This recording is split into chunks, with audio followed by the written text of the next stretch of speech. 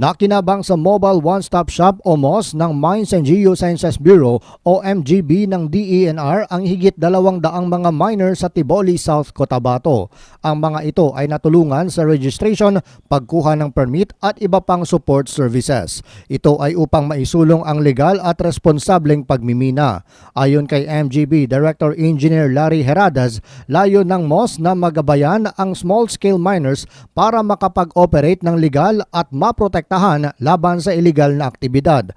Paliwanag pa ni Heradas, marami kasing maliliit na minero ang nahaharap sa iba't ibang hamon. Kabilang anya sa mga ito ang masalimuot na proseso, kakulangan sa impormasyon at peligro sa trabaho.